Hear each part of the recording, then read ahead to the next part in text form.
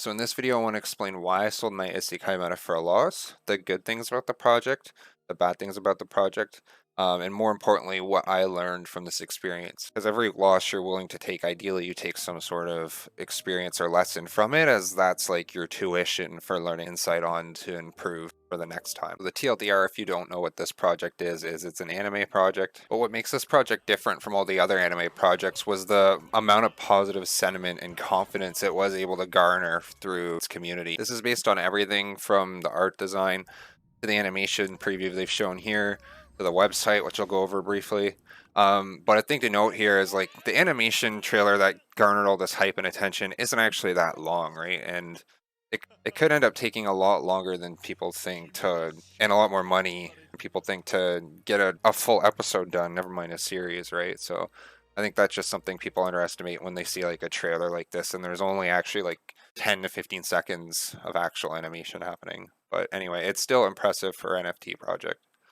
And then just immediately on the website, I think a lot of people were impressed just because of the vibe, the look, very on theme. They're doing a very good job on trying to like build a narrative. I think the Asian community really got behind this because of the 90s Studio Ghibli kind of art style vibe. So it kind of garnered a lot of that. There's been a lot of whale wallets, a lot of, oh, and yeah, and then like you just go on the site and it's just a huge vibe basically. The point is, like, for NFT projects, this is pretty like fleshed out. It made people bullish. It looks really good. That's the positive stuff. Where we start to see cracks and issues though is basically on how they're communicating with their web3 audience and community, and basically the dev work behind it. The way they're doing announcements and the way they're kind of handling issues is troublesome, to say the least. I'll go over that quickly. So the first big issue that kind of came up was there was basically a full month delay before reveal. I think there was like one or two delays where they're like 2 weeks went by and they're like, okay,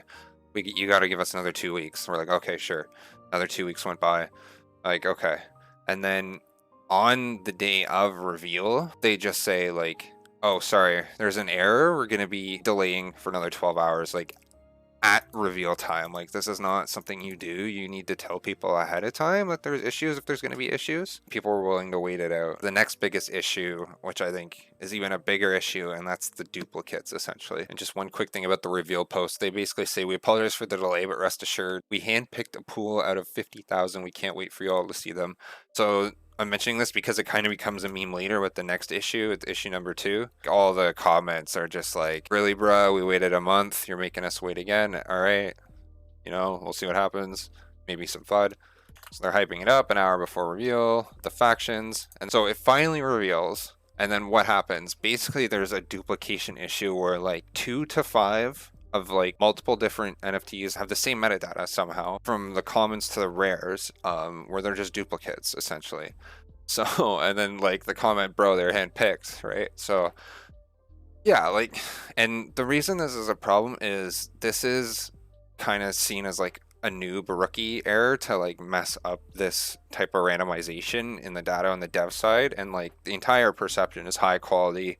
You know, they got these backers. They're gonna make a Studio Ghibli level animation studio brand episodes IP, right? And then they can't even release a project properly, and like people are like, you could hire a Fiverr dev and not have this mess up. So that's a problem, right? You know, that this caused terrible FUD. The floor went to like 0.185, fine. And it's bounced up from there. But the way they're responding to the duplication issue was the final issue for me in the coffin, which is, read the full Discord announcement. Basically, if you read it, he says, if you buy a duplication one, it will be re-rolled. We strongly recommend waiting for the updates, as metadata for all duplicates will be re-rolled. If there's 3 duplicate isekais, all 3 will be re-rolled, and each will re-roll into a newly generated set. Non-duplicated will not be affected. The problem with this is people are buying rares based on certain traits right now, or commons, or people don't know which one's a duplicate one and which one isn't. So people are paying premiums for certain ones, and all of those are just going to get re-rolled anyway. So I think a lot of people are going to be either don't fully know this because they didn't read this post. They just like read this first part, or they didn't read the announcement, or they're, I think some people know this, but I don't think this is like fully priced in at this point. It bounced back. It's like struggling at the 2.4 to 2.5 range. I'll talk about where I got in and out and why I took the loss and all that. But that the way they're responding to the duplicate issue is just re-rolling all of it and not considering the entire secondary market aspect. Like what they should be doing is basically, if they're going to re-roll the duplicate traits, it needs to be based on the rarity that the duplicate is, right? So if you have a duplicate of 3 really rare ones, they should all be re-rolled into roughly the same amount of rarity, of a higher rarity of a re-roll. Same with the common ones, right?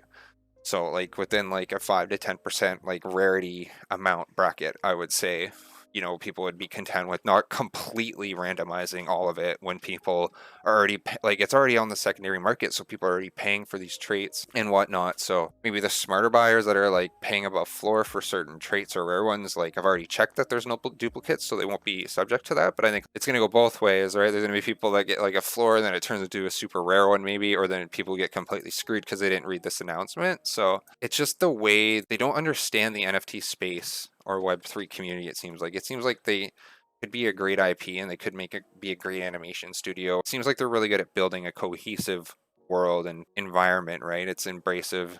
It's very unique art. Like that's done really well. But like on the NFT side of things, like it's just bad, right? So I'll break down into my little part over here. So I know I'm gonna get flamed for this, but basically for me, I got in at 0.3, which was like at the time was like the best entry. Basically, it was at like 0.35, and then for those that don't know, it basically like variated between 0.35 and then 0.45 and then zero point 0.4, and it was between 4.5 and 4 basically up until reveal. What I should have done was just sell this before reveal at 4.5 and then just buy back if I wanted to. But I didn't anticipate the duplicate issue or how they're responding to that duplicate issue in a poor way, which I don't think is priced in fully yet, but like that's speculative. But anyway, the reason I took this loss basically is because I paid in pretty low. Like a lot of people bought like between like 0.35 to zero point 0.5 or all the way up to 0.7. You bought the FOMO pump. So I didn't feel as bad for selling that low. That's around what it's selling right now.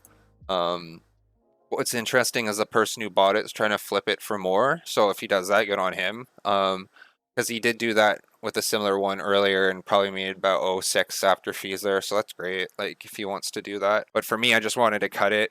Usually if I cut something, I want it to be at like a 10% loss, ideally. This one, I was kind of impatient. I probably could have got put at like 279 and only taking 10%. But this one was like 25%.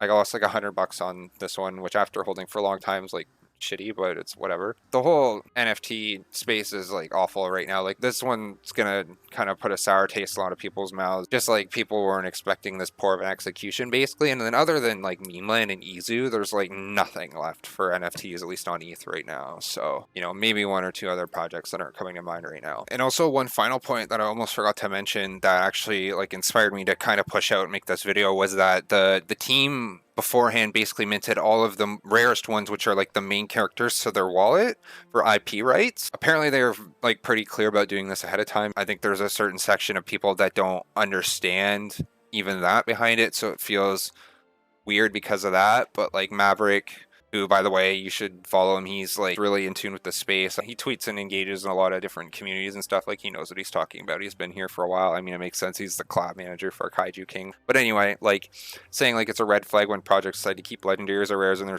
possession and start letting them be in the mint pool. And like he's got a point about this because there's been a consistent history of definitely more shady projects doing that essentially. Just the fact that the team's kind of stacking those rares in their favor. And the IP thing kind of makes sense, but he also says like projects can stipulate terms pre-mint for the rights to use IP for production and pay royalties as appropriate. I think he has a good point here. Like basically, if you are trying to make the argument, use the rarest ones for the IP, what they could say is if you have these rarest ones, the IP royalty ones, and you get 0%, 10%, 50% of whatever we potentially use this IP for, instead of them stacking the rarest ones in their wallets essentially. And Like that's not a good look for something to do. Usually it's normal for a team to allocate 10% or more if they, they want to push their luck there of the supply to themselves, but not the rarest ones. Like that's a big flag normally. Like that's like bad behavior because it's like it's basically a sign of like greed. So the issue here is like the public's confidence is shot in the team now because they basically waited months and they had this duplication error. So if we had to wait an extra month just for reveal for the art, and it wasn't even done properly, you know, what does that mean about them putting together an entire animation studio brand and episodes of content in time and on quality, right? And then just like personally for me, like these types of projects, like I don't see how there's a revenue generation model in this type of stuff, like where are they getting the money from? Are you there because you like the IP, because you want to watch exclusive episodes, you want behind the scenes, you want to like meet the creators, you want to buy merch or something, or are you just like you're just vibing with people that love this art style and animation because it's nostalgic? Like those are all valid points, but for me, like that's not something I want to hold long term. So I guess like to end the video, we should like conclude like what were the lessons from this? What did I learn? What can we do different next time? And I think the lesson is if you see like a project do like multiple red flag type of behavior or incompetence, or they don't seem to understand the NFT or Web3 community, or how having delays and changing things on the secondary market can impact the sentiment and people's bags, basically, like people can get sour very easily. Like those are all things that this project just doesn't seem to understand. I guess just don't completely blindly listen to other people and their bullishness. There are a lot of like credible people bullish on this project for good reasons. I mean, me saying this, the floor could like go up to like 0.35 and I look stupid, but I'm fine with that. And like, sure, it could get there. But at this point, like, just with the decisions the team made and like the greed towards the wall, how slow it took them to do the reveal, them not understanding how the duplication and complete rerolls affecting secondary are just all things I don't want to deal with, basically. I guess the other classic one is just always selling pre-reveal, so you don't have to basically undergo the risk of the team not performing on the dev side, essentially, because if the smart contracts exploited the team, minced them all, the rarities aren't done properly, there's duplication issues. If there's anything done wrong on the smart contract NFT side, like that's going to tank the sentiment and the trust in the team and therefore the price. The other thing around that was I also got in like a lower-ish entry, and I kind of wanted to gamble a bit too because it's around my birthday. So like that's another factor for why I didn't usually always just sell pre-reveal. But in this case, I was like, yeah, let's go for it. There's a ton of whales buying, ton of sweep, ton of volume, ton of support there. But it doesn't matter. It's not taking as hard as it could, but it's a pretty high supply, so it might take a while to get back up to that 4 or 5 spot. But yeah, anyway, that's all I got for today. Let me know what you think. If you found this info insightful, follow me for more, I guess, takes on NFTs. I do a lot of like deep dives into like crypto games and NFTs. Basically, that's kind of where I'm focusing a lot of content. And then DeFi as well. Shout out to Maverick for kind of prompting me to do this video. Yeah, and until next time, peace.